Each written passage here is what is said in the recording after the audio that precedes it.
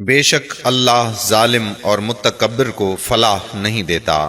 جو لوگ غریبوں اور ناداروں پر ظلم کرتے اور دھکارتے ہیں، ایک دن خود اللہ کی مشیت انہیں اس مقام پر لا کھڑا کرتی ہے کہ دنیا ان کو ٹھوکریں مارتی ہے۔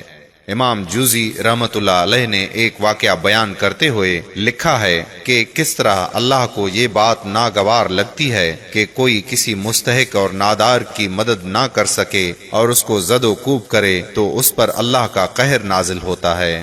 وہ بیان کرتے ہیں کہ اصفہان کا ایک بہت بڑا رئیس اپنی بیگم کے ساتھ دسترخوان پر بیٹھا ہوا تھا۔ دسترخوان اللہ کی نعمتوں سے بھرا ہوا تھا۔ اتنے میں ایک فقیر نے صدا لگائی، اللہ کے نام پر کچھ کھانے کے لیے دے دو۔ اس شخص نے اپنی بیوی کو حکم دیا کہ سارا دسترخوان اس فقیر کی جھولی میں ڈال دو۔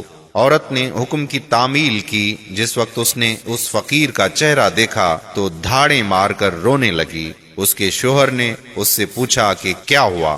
اس نے بتلایا، یہ شخص جو فقیر بن کر ہمارے گھر پر دستک دے رہا ہے، چند سال پہلے اس شہر کا سب سے بڑا مالدار اور ہماری اس کوٹھی کا مالک اور میرا سابق شوہر تھا۔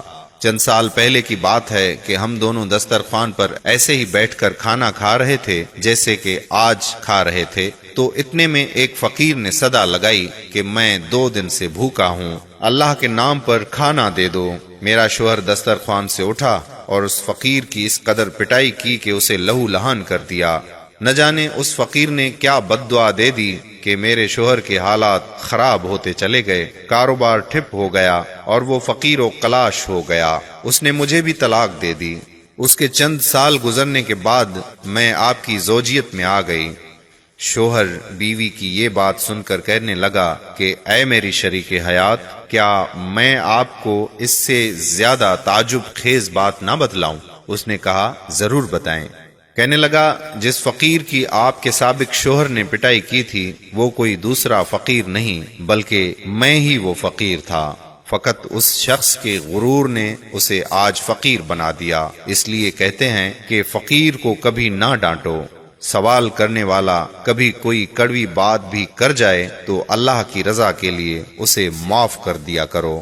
بعض لوگ فقیر کو دیکھ کر کہتے ہیں کہ اگر اللہ چاہتا تو کیا اسے خود نہیں کھلا سکتا؟ بعض لوگوں کو آپ نے دیکھا ہوگا اسے برا بھلا کہتے ہیں۔ یاد رکھیے، فقیر کو برا بھلا کہنے والا شخص زندگی میں ناکامی ہی حاصل کرے گا۔ لہذا اگر آپ کسی کو کچھ دے نہیں سکتے تو برا بھلا کہنے کا کوئی حق بھی نہیں ہے۔